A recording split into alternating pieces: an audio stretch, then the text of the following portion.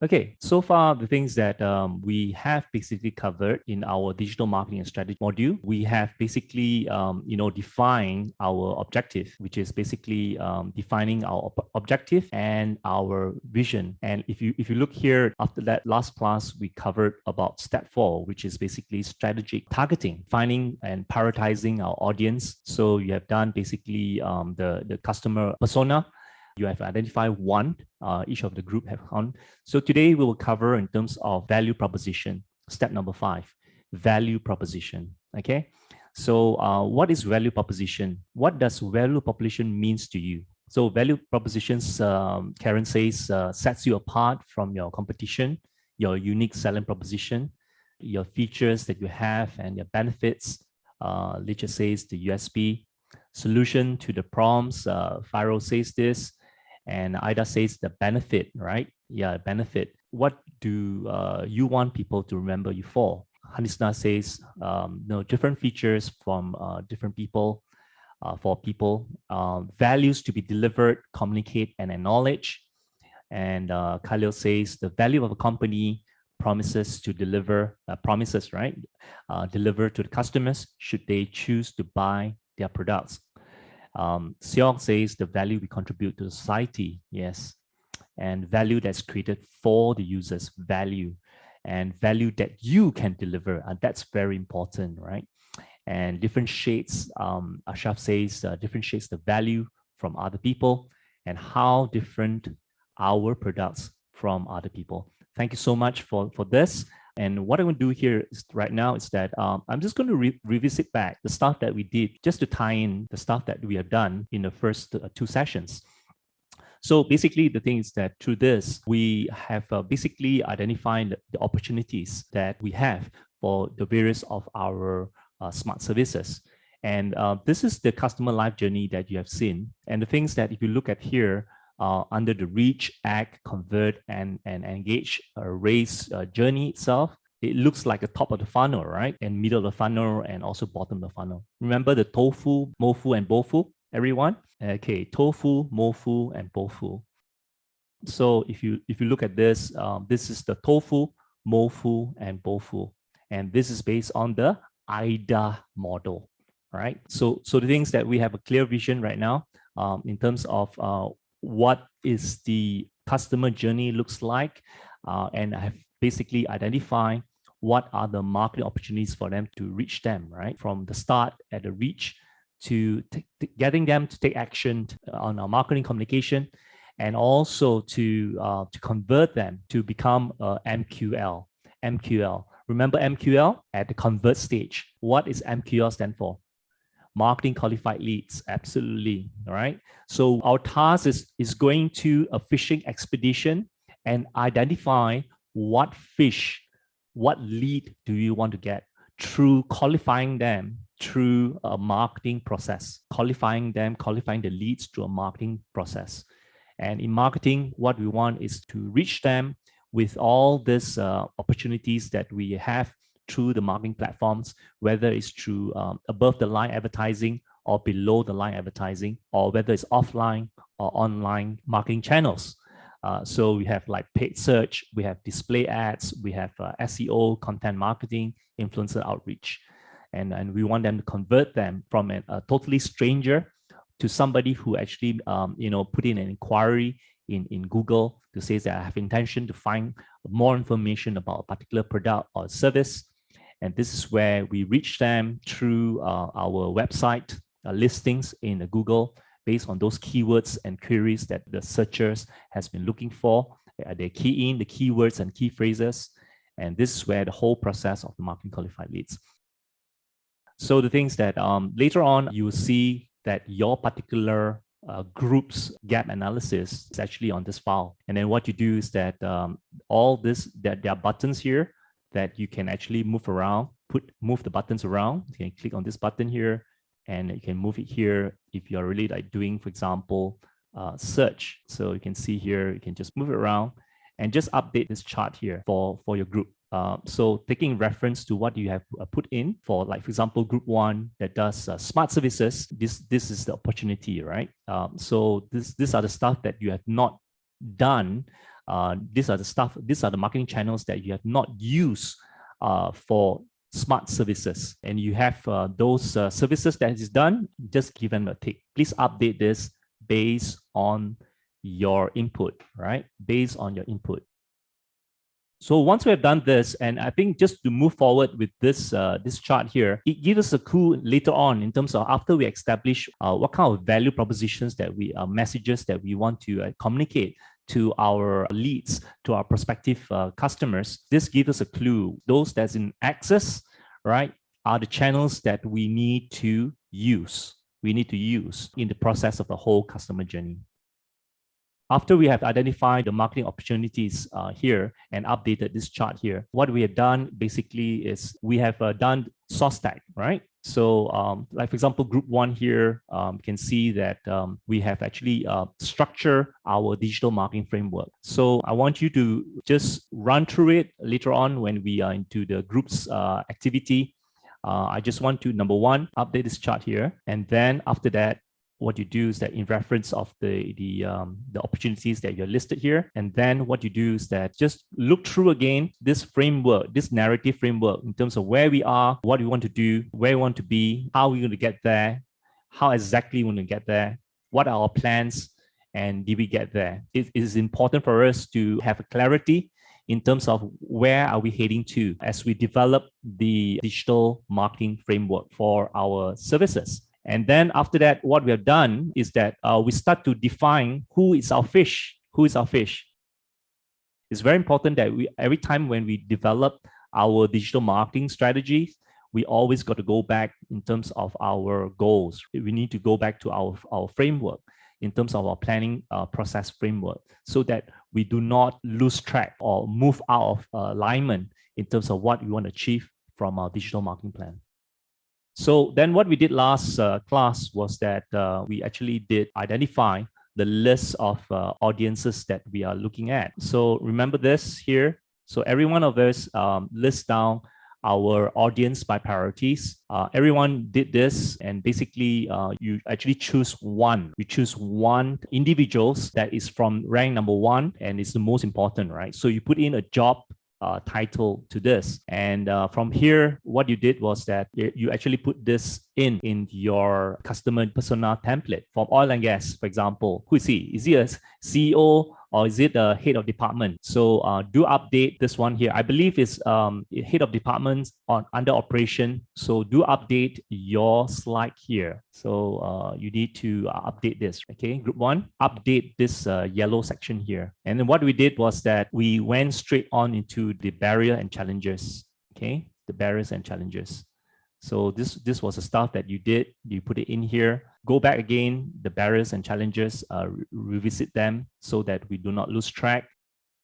After you have updating the opportunities, look at your source tags planning process framework, and you have looked through your barriers and challenges for the particular individuals that you have identified. Basically, a summary in terms of where we were and what you need to do moving forward.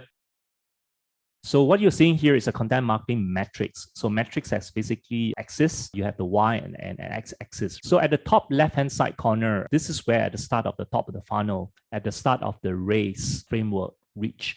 So the marketing objective is really to build awareness. And of course, if you look at this down the funnel from awareness, you want them to move them to purchase your product or your services.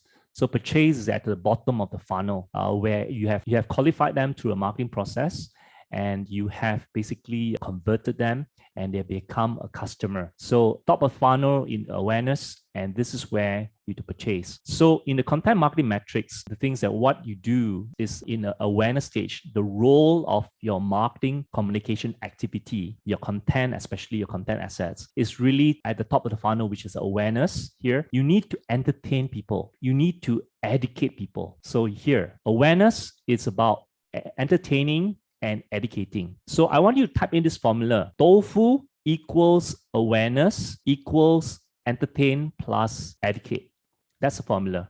So at the top here it is where awareness needs to be the role of this at the top of the funnel of awareness is our role here is to entertain and educate our potential customers. Example, our MQL.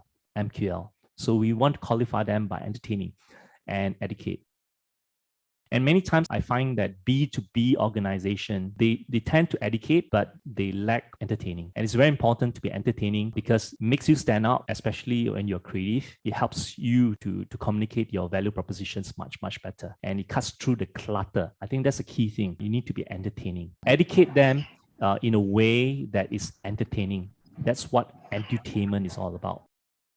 So this is one example. This is basically a blender for industrial use, and they have come up with a short video in terms of will it blend. The question.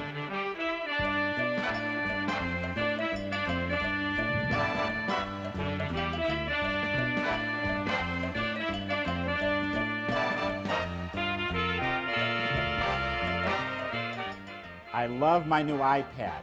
It does a ton of cool things, but will it blend? That is the question.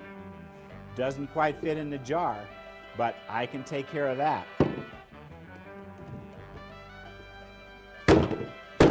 No!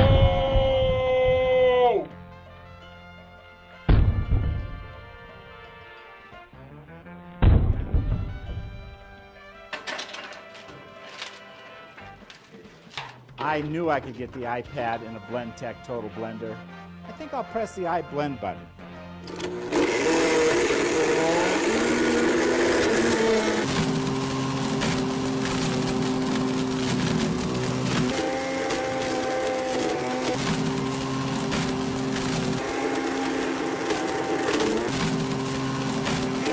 Karen, I think it's an old iPad, Karen.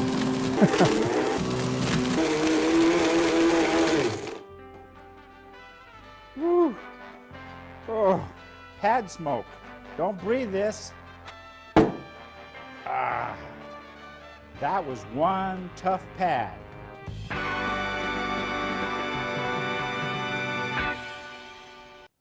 So this one here is actually equals, right, edutainment. So the Blendtec example I showed you just now, pardon the pun, blends in very well the entertainment and the educate side.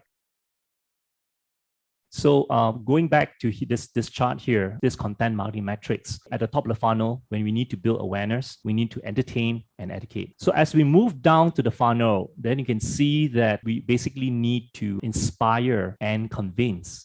Inspiration and entertainment, it has two different levels of emotion depths. Obviously, the things that entertainment is very much of the surface. When somebody inspires you, what will you do? What is your response? When somebody inspires you to do something, I follow them. you will follow. Exactly. So likewise for a brand. So you got to ask yourself, is your brand entertaining or not? Are you educating your target market through entertainment? You want to get them to subscribe to your service, to purchase your products. Are you inspiring or not? Are you convincing or not? So I find that a lot of B2B organizations, they tend to be very good at educating and very good at trying to convince, but very much lacking in these two areas, entertaining and inspiring. And that's why you need these four elements in your content marketing. As we all agree, content marketing is one of the key things that drives the customer from a totally stranger to somebody to a customer. And not only that, to become an advocate of your brand. So we need these four things. We need entertainment,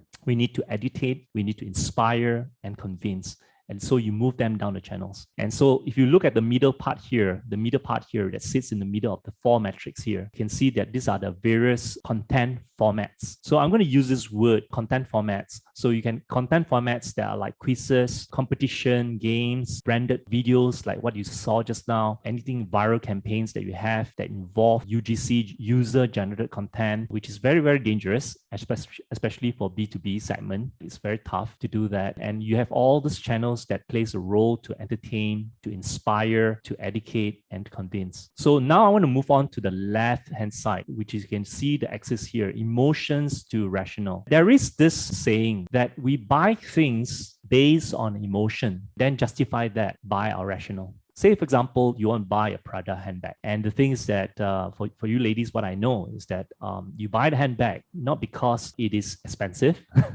You don't buy the handbag because it will go increase a value later on. You buy a handbag first is because you like it. It makes you look good. It appeals to your emotions. And then later on, yeah, I mean, you can use that as a social, as a status symbol when you carry a Prada bag. So you buy it based on emotions first. And then later on, you justify. It says that, oh, I worked very, very hard and I really, really deserve it to reward myself. And furthermore, the things that you will increase in value. It will help me in my perceptions of people about me. So things that we later on justify it more with our rationale. So henceforth, in terms of our marketing communication approach, we really need to first appeal to their emotions buttons and then later on only provide that rationale. So that's why the elements of entertaining and inspiring at the top level in terms of communication approach has to be entertaining and inspiring so that we appeal to people's emotions first. Then later on, we can provide the rationale of doing so. Then again, for B2B organizations, many times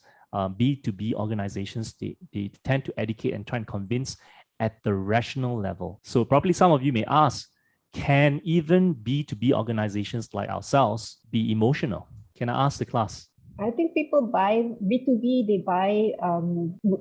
buy from brands that they associate with. So say, for example, they see a big tech company, maybe Microsoft, for example, then, they aspire to be like Microsoft, a global giant MNC. So they tend to purchase from the same brand, from that brand, from Microsoft. Okay, so they buy brands that, so as a B2B customer, you buy brands that you aspire to be, right? Is that what you're saying? Yeah, so they are associated with that brand. Okay, they are associated with the brand. Okay, so that's the emotional part. Yeah, that's the emotional part. Okay, just like for example, if you put yourself as say for example, as a procurement, right? As a procurement officer, say in organizations, and the things that so say for example you are a CTO. Let's just put yourself as a CTO, Chief Technology Officer, or a CIO, right? Chief Information Officer. And here, the things that you work in this SME company, right? It's publicly listed, and the things that is publicly listed, and the things that you've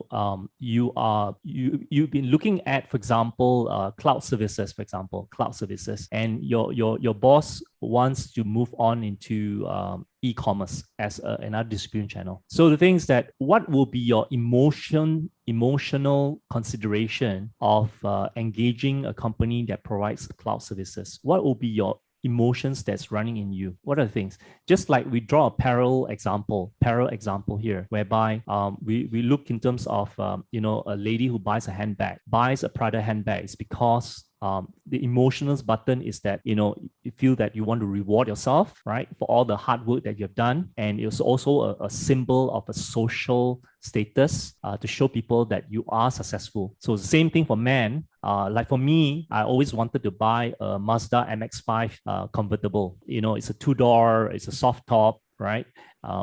Obviously, I buy that. It's not because of rational reasons.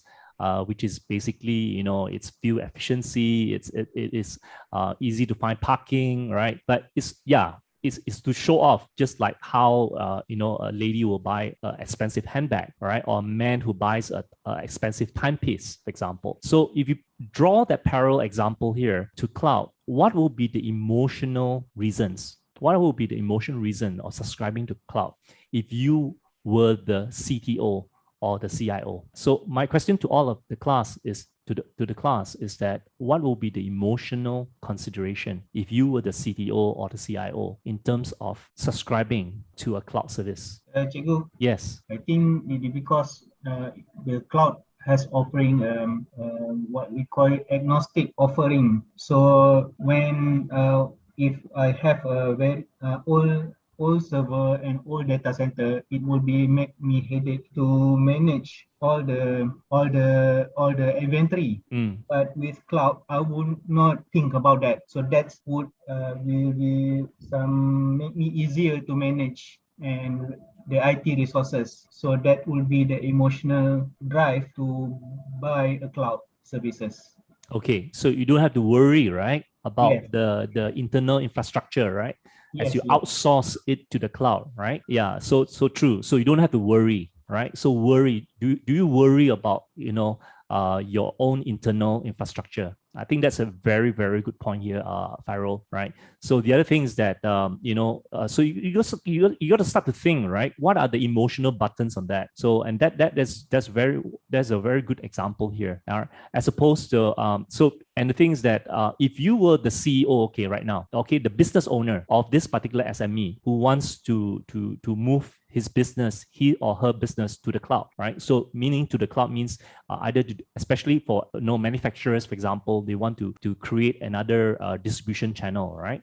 Which is e-commerce, right? For example. So if you were the business owner of a manufacturing company, what will be your emotional criteria? What is your emotional criteria, right? In terms of subscribing to a cloud services? Maybe if it's the CEO of a manufacturing, which is of an SME, like what you mentioned, right? I think cost efficiency would be number one. Reason being is that they don't have the luxury of having too many solutions, like in the lights of Top Glove and all that. I mean, these guys, the smaller guys, they want one solution that fits all, if possible. Okay, Lynn, that one is more rational, not so emotional. Oh, okay. That's more rational. It is definitely rational, right? Talk about bringing in cost efficiency. Peace of mind. Peace of mind. Okay, let's talk about peace of mind with the business owner. This is business owner. Yes. Right. Can you elaborate a little bit more about peace of mind? What do you mean by peace of mind? Like if possible, I don't want to.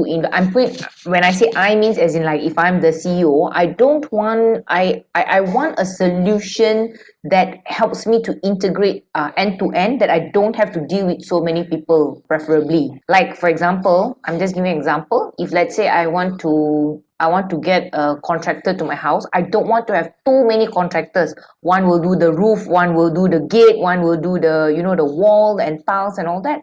So I just want one person to do everything if possible. So I just deal with that one person if possible. So I want that kind of, what I mean by peace of mind is at times, although money is, or rather I would say investment is one, on the execution side of it, at times peace of mind, you need to pay a little bit for the peace to experience that peace, that emotional bit of it. Absolutely, right? So the thing is that you probably have the things that if you're referring to a business owner who basically doesn't have the kind of team, right? Like a CTO or CIO, right? Then or a head of department for e-commerce. So for example, this particular SME is going to be like quite small, right? Quite small, normally quite small. And the things that he will want to have a peace of mind, not to be stressed by trying to deal with so many people, right? Like what you mentioned just now. So the peace of mind in that. But the other aspect that you can look at also is that I talk about business continuity. So you can see that a lot of SMEs who deals on manufacturing, sometimes they don't see a business continuation during this lockdown and things like that, for example. So and this is why it's important to engage cloud services, so that his emotional or her emotional concern is more in terms of whether I can still sustain my business, can I continue my business. So talk about business continuity. Can I just add to that? Because like if you see our video yang TK Cannery to like the king of cans, right? If you see the video at the start, is like that guy is a owner of a can plant, right? And he is so worried because with lockdowns then all his business dah tak boleh run, and he has to work from home, but all his data and all his like work are at the office, so he needs to go to the cloud, to Microsoft 365 in order to get his work done. Yes. So similarly, like another example I can think of is AirAsia, because they are like, I think if I am Tony Fernandez, I would be like, I can't sleep at night anymore because my business is like dying, right? Yeah. So I do that. I need to like think of new like ways of still new markets or new innovation I need to do to diversify my business for a bit while the aviation market improves. So if I want to do all this like now they are going into, I don't remember what already, but if I want to roll out all this new innovation, I need something that is fast, and I can't, like, I don't have money also to buy like new IT infrastructure. So the cheapest way would be to go to cloud, because it's on a subscription model. So I think that's like a bit of a both emotional and rational, like mixed up a little bit, but the main thing is more to emotional, because my business is dying. I need to do something, and I can't sleep at night because of this. So our approach in all our what we call content assets, right, has to first appeal to people at the emotional level first. I think that's very key for us to remember, because people will only be attracted to our communication when it's emotional. It talks to their heart, something that they will keep them awake at night, for example. And then later on, you move down to rational. So I mean, this is the key thing that I want you to look at, is that in our content marketing strategy, to have a successful online content marketing strategy, we really need to first appeal to their emotions first. Okay, one of the things about value proposition here, ladies and gentlemen, is that we got to position ourselves as an expert. So expertise, what I mean by expertise is really about, how knowledgeable you are on a particular subject matter. So the subject matter could be cloud services, could be BPO, it could be connectivity, it could be, your smart services in agriculture or education, subject matter like IoT, for example, 5G. So how knowledgeable are you as an organization, right, to provide this kind of expertise? So the other thing that you want to look at is, how credible are you? How credible are you when you publish this content, all right, on this subject matter expert? This is so what you call here is an authoritativeness, right? And the third thing that you need to think about is that how trustworthy it is your website publishing this content. So if you look at this abbreviation, it's called EAT, stands for expertise, authoritative, and trustworthiness. So when we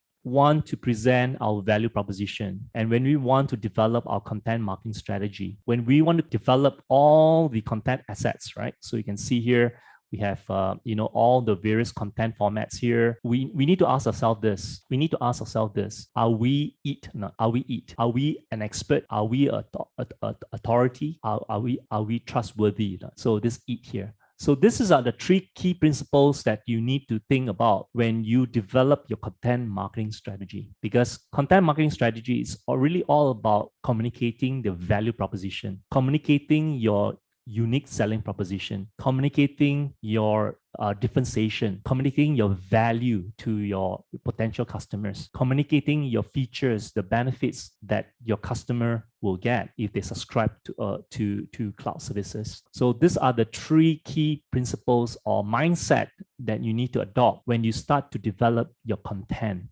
assets. This is a spreadsheet that we use to develop our content marketing strategy. So of which you can see there is, formats, right? That you can see here, all the formats here, this thing here, okay? All the formats here, you can see here, all the formats here is actually listed based on this content marketing metrics, which is over here, So the list of the content formats, the type of content here is derived from this metrics here. What are the questions that our particular persona has, right? Our persona, this guy, what does this guy has? What kind of questions does he have at the awareness stage, okay, at the evaluation stage, and also at the decision stage? The development of content assets, we use our content assets to basically communicate our value proposition. So we use our communication, what you call our content assets. So content assets are all this that you see in the middle, all this in the middle: quizzes, infographics, guides, trend reports, press releases, reviews. So we use this content format as the one to communicate our value proposition. And our approach will be basically on touching on their emotional, what you call our emotional buttons, right? Touching the emotional buttons through entertaining and through inspiring, and to educate them and convince them, right? So these are the our approach in terms of developing our content assets. Before we even create our content assets, we need to eat. We need to be a subject matter expert. We need expertise. We need to be authoritative. We need to be trustworthy, or we need to be credible. I'm going to introduce this tool that helps you to answer questions that your persona may have. This Answer Your Public basically gives you instant raw search insights, right? Raw, very raw. I think this is what we need to approach when we are doing research online. We need to go broad and raw first, but no specific to the topic that we are looking at. So the things that with Answer Your Public, you are able to get raw search insights direct from the minds of the customers. So this website actually is linked to the Google search algorithm, right? So he does have that database from there, and you can see, like, for example, there are 3 billion searches in every day, right? 3 billion searches every day, and 20% of those have not been seen by us before, all right? So in fact, they are kind of like a direct line to our customers' thoughts here, right? So the things that, for example, the things that, there are questions like sometimes we ask, how do I remove a paper jam, for example? Other times it could be like wrenching fear, the emotions part of it, the secret of hankering that they only dare to share with Google. So the things that, if you look at this, short for, this is Google suggests, short for big thighs, short for dogs, shorts for pole dancing, shorts for bigger bulge, right? Like my tummy, for example. How short is short for shorts, all right? So in order for us to find out the questions that will eventually become the topic of our content marketing, we need to go to Google, and we use this tool, Answer Your Public, to discover those untapped content ideas that we have, right? So later on, afterwards, when you key in your topics that I have done, which is over here, smart services, IoT, this website will run this this on this topic, and you can see, like, for example, if I will type in like shorts for, right, they will come on with this this chart here. You can see like shorts for dogs, all right, yeah, and then very specifically shorts for dogs, why shorts in winter, why shorts should be allowed in school, and blah blah blah, right? So a lot of questions, right? How short are measured, how short video, and all these things. So it will present the data to you in this format, right? Either this format or in a table form, right? So as we know that Google searches are the most important data set ever collected on human psyche, right? It's very powerful. Google knows what people are searching, right? There's over 3 billion searches, 3 billion searches, every day. And the things that, this is basically what I call a content marketing tool. And it's also what I call a search listening. It's not social listening tool. It's called search listening tool. This is what Answer the Public is.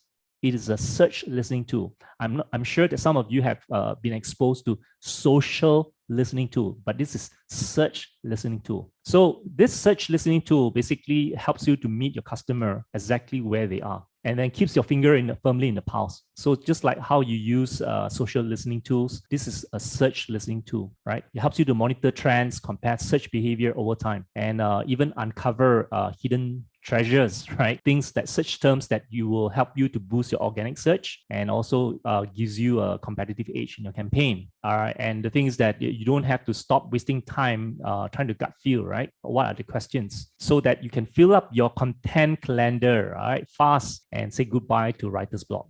So for you who are content writers, content producers, this is going to be a very useful tool for you. So your exercise is to download questions regarding the topics that you have identified, and then save it into your folder, which is Answer the Public folder, and then open up with a Google Sheet. That's your exercise. Doing social media, doing paid search, it's so easy. It's so easy, especially in social media. It's so easy to come up with a Facebook ad. It's so easy to come up with a LinkedIn ad. But it's always difficult in terms of what is the messaging? What is the messaging that we want to communicate? So the message, the content is always the most difficult part. And therefore, the things that I've shown you basically one way in terms of identifying your content topic. What to say? What to say is always the most difficult thing, right? Yeah. And it's not what we want to say, it's what we want to hear. I think that's very important. And so far, we actually get, we get to know what people want to hear is basically knowing what are the questions they have in mind. So in content marketing, we always start with questions that our persona may have. So, and that's why I introduce you Answer the Public tool for you to get all the list of questions. Okay. So right now, I'm just going to show you, an example how we can take that one questions that we as a group we have identified to basically put that into what I call AI copywriter, right? To basically do a research, and come up with an article, a long article, right? Which is basically on the topic that you have selected. So if you look at here, I've selected basically are IoT devices secured? Let me go to the drawing board first and show you and illustrate to you what I mean, right? So right now we have one question here, right? We have one question here, of which what we will do is that we will input into the AI copywriter. So what this AI copywriter will do is that they will do a research. They will research on this topic and they will curate. They will do copywriting. You do copywriting, right? So these are three things they will do. And then what it does is that it presents you an article, right? A long article. So of which this long article is going to be your cornerstone content. And then I will show you the demo, how this AI writer works in terms of when you put in your questions, how he generates an article for you of at least 2,000 words, I believe. So this is, so I'm in right now. Then what I do is that I'll put in my questions here, title here. And once I put a title here, I write an article. I put on research and write. I'm getting an AI writer to do a research and write. And what I do here is that I put in my question here, and then I write an article. Press a button here. So once I press the article here, you can see that it's actually now researching and curating, right? This topic here. It takes about like 2 minutes. So I just want to ask the class, right? When you write an article, how long does it take you to write 2,000 words? Weeks. Why so long? Always got meeting always got emailing to respond. Don't have quiet time to do all this kind of creative and soul searching. Quite difficult to write an article, sorry. Yeah, even a topic that you're quite familiar with, right? It takes time for you to do the research, do the citations, right? The referencing, exactly. Right? So this is what AI does, right? In less than 2 minutes. Okay. All right, time to do my resume. Right. No. This is not going to replace content writers for sure. But the point here is that it helps to expedite, your research and your curation. That's the process. It's not going to replace, your creativity. You still need to, go through the article. But at least you don't have to write the article. All you need to do is to edit the article. So instead of writing the article, ladies and gentlemen, you are editing the article that the AI writer gives you. So the main thing is that in today's content marketing, one of the key challenge, ladies and gentlemen, is really coming out with long form articles.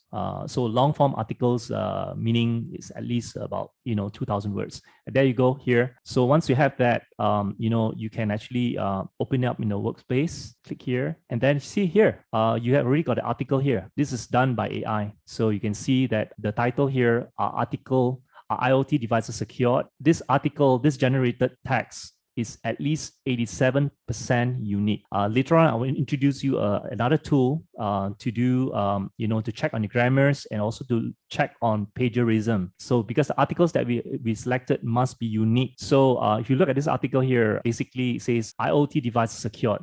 The Internet of Things, IoT, are network or whatever, blah, blah, blah. Security technologies is in the area.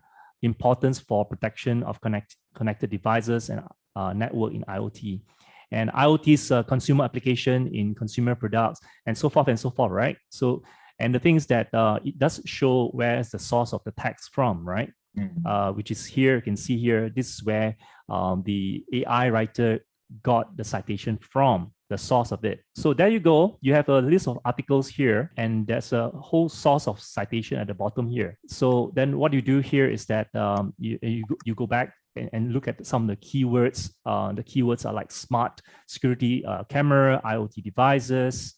These are the keywords that can be used later on for your Google Ads campaign, or do a hashtag when you actually publish that in your social media postings, right? So these are the keywords in here. So you have the final written AI articles here, and then you can see the whole article is actually on your Google Doc.